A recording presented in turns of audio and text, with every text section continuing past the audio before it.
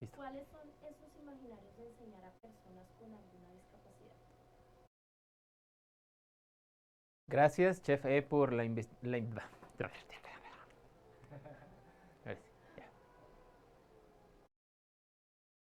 Gracias, Chef E, por la invitación. Además, para hablar de estas recetas tan complejas a veces de entender, pero tan necesarias para tener una sociedad más justa, una educación más equitativa y en general tener una buena nutrición educativa.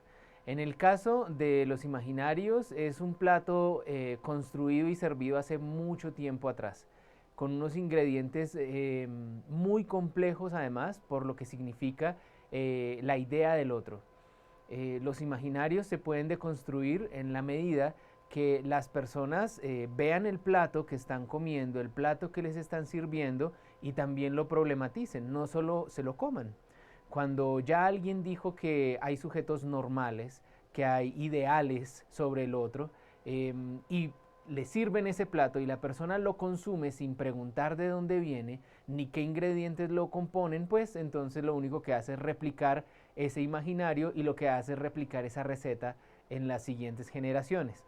Una de las formas para poder cambiar y transformar esos imaginarios primero es observar los ingredientes de ese plato.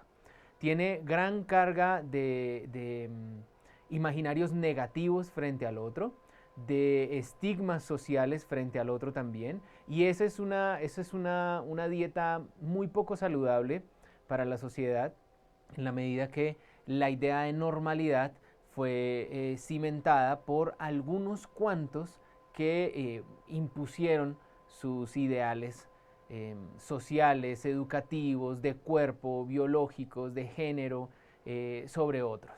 Entonces, la receta del imaginario social es una receta que hay que comer con cuidado, es como un pescado con espinitas muy pequeñas.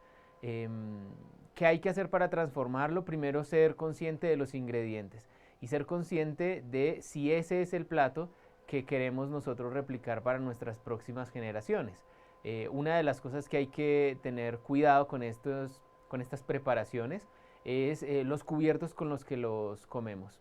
El plato ya está servido, el imaginario ya está dado, los ingredientes hace tiempo están puestos sobre la mesa, pero está en nuestra decisión ingerirlos o no y de qué manera los hacemos parte de nosotros. Hay que cogerlos con pincitas, hay que cogerlos con cuidado, pero sobre todo pensar si ese es el plato que nosotros le queremos dar a las próximas generaciones. ¿A qué retos se enfrenta la educación superior incluyente?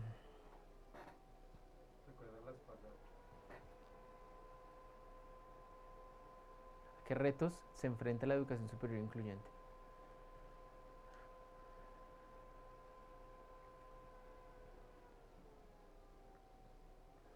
Bueno, querida chef, la educación superior en la misión por ser incluyente tiene unos desafíos muy grandes. En últimas, las personas cuando llegan a la educación superior ya se han servido de muchas recetas y de muchos platos anteriores a la educación. Vienen de instituciones educativas en donde ya les han metido en la cabeza la idea de ser normal, de quién puede, de quién no puede, la misma evaluación desde la educación eh, antes de la universidad enseña a los sujetos a medirse, a competir entre ellos, a buscar un estándar y cuando llegan a la educación superior se estrellan también con un escenario antes mucho más fuerte, mucho más coercitivo en notas, porque además es lo que vas a hacer tú para sobrevivir y tener una vida ojalá independiente. Entonces la educación superior sí que tiene un ingrediente fuerte por deconstruir y es el ingrediente del otro. ¿Quién es el otro en la educación superior? Si el otro en la educación superior es un sujeto que debe ser como aquel ingrediente que tú metes en cocción y durante 5 años lo estás cocinando para al final tener el mismo producto que esperaste desde antes, pues esa es la educación superior de siempre, la tradicional, la que te mete como una masita en principio, te hornea y duras en horno 5 años. Terminas y sales el producto que el mismo cocinero en principio pensó.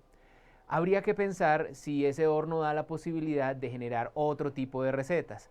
Quiere decir, el sujeto entra a la educación superior y se le acompaña durante los 5 años para ver que, claro, tenga las competencias profesionales esperadas de acuerdo a la profesión, pero que también se respeten sus diferentes formas de ser y de estar en el mundo. Porque si no, lo que hace la educación superior es ser un gran horno, una gran estufa en donde todo lo que entra se cocina de la misma manera. Y en esa misma analogía de la cocción y de la preparación y de la madurez, la educación superior debe entender que no todos los sujetos tienen los mismos ritmos de cocción y los mismos ritmos de preparación, y no todos van a tener el mismo sabor. Entonces, si se piensa en una receta estandarizada, estática, en donde la educación superior es un horno que sí o sí cocina de una sola manera, pues habrán personas que no estén a gusto allí, que no se sientan bien, además que no terminen al final con el sabor que él mismo espera de él. Diferente si la educación superior entra en el gran reto de atender las diversas formas de ser y de estar en el mundo profesional de sus estudiantes, pues podríamos tener diferentes cocciones, diferentes posibilidades de también ser un profesional, pero acceder a esa posibilidad por diferentes vías. Entender que la preparación de los chefs que están en la educación superior es vital. Quiere decir, no solo basta con ser un buen ingeniero, no solo basta con ser un buen programador, un buen fotógrafo, un buen biólogo, un buen matemático. Se necesita ser un buen maestro. No solo saber de la disciplina. Y la educación superior todavía está en mora de formar en pedagogía aún más. En disciplinas hay expertos, pero que tú seas un buen médico no significa que tú seas un buen profesor de medicina. Entonces, en ese sentido, primero, como institución, tiene que abrirse a la posibilidad de entender otras lenguas, otras estéticas de la producción científica, quiere decir otras formas de cocción, no solo una. Y también los chefs y los cocineros en la educación superior tienen que saber que de la pedagogía hay que aprenderla, no solo replicarla. Todos tuvimos un profesor y como ya fuimos estudiantes en algún momento de la vida, creo que creemos que enseñar es pararse frente al otro y decirle cosas. Y eso es una deuda grande de los cocineros en la educación superior. ¿Qué estrategias pedagógicas emplear en una educación inclusiva? ¿Esa es la última? ¿Qué estrategias pedagógicas? ¿Estrategias? ¿Cuáles serían las estrategias? Bueno, creo que tú has desarrollado varias. ¿Qué estrategias? Sí, vamos a poner varias. Listo. ¿Qué estrategias? Pedagógicas emplear en una educación inclusiva. Listo. Ahí voy.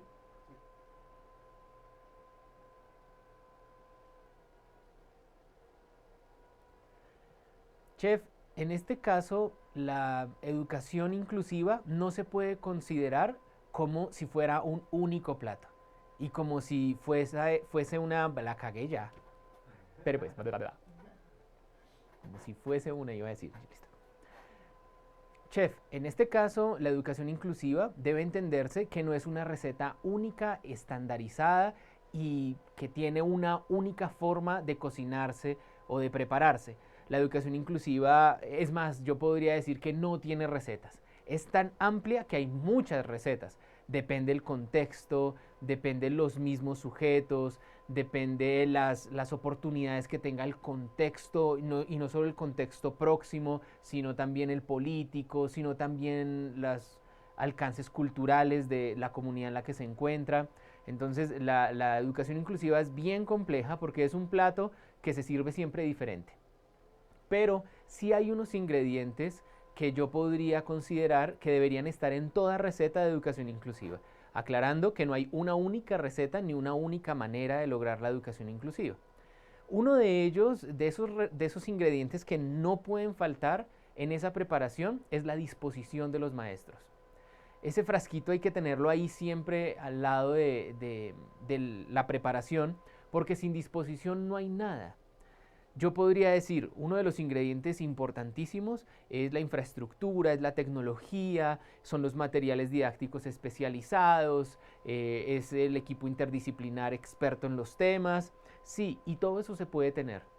Pero si usted no tiene disposición para lograr el escenario de la educación inclusiva en usted primero como maestro, de nada va a servir la ayuda tecnológica, de nada va a servir el experto que vaya y le diga, de nada va a servir nada de lo que le pongan.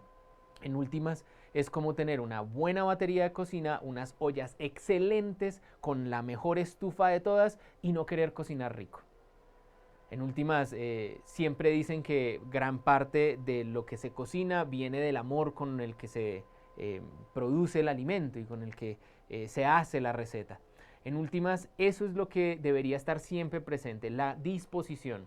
Hay muchos maestros que consideran a veces que la educación inclusiva significa más tarea, más trabajo, más problemas. Y debe entenderse que eso no son más problemas, esos son los problemas. Eso no es más trabajo, ese es su trabajo. Entonces, en últimas, primer ingrediente importantísimo, la disposición. Pero esa disposición viene en varias presentaciones. Hay una disposición que es la disposición personal. Esa podría ser graneadita porque esa también no va saliendo de un momento a otro. También hay personas que deben hacer un ejercicio primero de conciencia, fuerte la concienciación más allá de la sensibilización, ver cómo está aportándole al derecho del otro y hacer ese ejercicio de estructurarse de otra manera. Esa es una parte de la disposición, pero esa disposición viene en otra presentación y es la disposición institucional. No hay estrategia pedagógica ni didáctica para la educación inclusiva que sea eficiente si la institución en sí misma no se visiona en esa nueva disposición curricular. Quiere decir, no son solo los maestros los dispuestos. Tiene que ser la institución también la dispuesta, porque tienen que haber tiempos para preparación, tiempos adicionales para encuentro. El plan de trabajo debe ser pensado dándole la posibilidad al maestro de decir, venga, tengo espacio, tengo aire, tengo la posibilidad de atender a mi estudiante de otra manera. Porque si la institución quiere que haya disposición del maestro, pero no hay disposición en la organización curricular de la institución, pues entonces ese ingrediente de la disposición está incompleto. Porque no puede estar solo ese ingrediente de disponer al profesor, pero la institución todavía sin aportar. Esos dos ingredientes son vitales. Otro de los ingredientes que creo yo que no debería faltar en ninguna receta de las tantas posibles para la educación inclusiva es, sin lugar a duda, la participación del otro. Sin la corresponsabilidad no hay educación inclusiva. Quiere decir, esto no es solo responsabilidad de los maestros y de las instituciones. Entonces, yo no sé si eso lo vendan en pepitas, en líquido, pero es un sazonador importantísimo del proceso. Si no hay corresponsabilidad, quiere decir, si el mismo estudiante que está esperando un escenario de flexibilización a sus capacidades no da de sí lo que debe dar, nada va a pasar. Quiere decir, el maestro con su disposición, la institución con su disposición, echan esos ingredientes y eso queda simple. Queda simple porque requiere la corresponsabilidad del otro. Si no, el estudiante o el otro lo único que va es acostumbrarse a tener las manos extendidas y a esperar a que le den, y que le den, y que le den, y que le den. Cuando me flexibiliza, cuando me hace más fácil, cuando me lo cambia, cuando me lo transforma, y esa persona cuándo va a poner de su parte para esforzarse, cuándo va a poner usted de su tiempo para sacar adicional de sus obligaciones. Entonces no es una cuestión que solo den maestros e instituciones, también las personas. Y esa corresponsabilidad muchas veces también viene al menos en dos presentaciones. Viene la corresponsabilidad del sujeto propiamente dicho, pero también de su familia y de su red de apoyo. Una de las cosas que tienen los planes individuales de ajustes razonables, el PIAR del Ministerio de Educación que ahorita está tan fuerte en las instituciones, es ese precisamente, el compromiso que se tiene no solo de la persona, sino del contexto que apoya a esa persona. Porque muchas veces nosotros también necesitamos a alguien que nos diga, hágale que sí se puede, o venga yo le ayudo, ¿cómo va? Y eso no solo es responsabilidad de la institución. Entonces a veces el gran problema de esta gran receta de la educación inclusiva es que se la endilgan únicamente a las instituciones educativas y a los maestros. Y se nos olvida que los estudiantes y sus familias y su red de apoyo son unos actores cruciales en esto. Es como hacer un churrasco sin carne. Podemos poner todo, la estufa, podemos poner al cocinero, los sazones, la sal especial, todo lo tenemos, pero si no tenemos al otro, al estudiante, ¿cómo vamos a hacer algo? Entonces, creería yo que son esos tres los ingredientes que podría dar yo de manera genérica para todas las recetas de educación inclusiva, aclarando que no hay una receta única para lograr la educación inclusiva. Dependerá la estufa, el contexto, dependerán los comensales, los otros, dependerán de muchas cosas, pero al menos esos tres no deberían faltar nunca.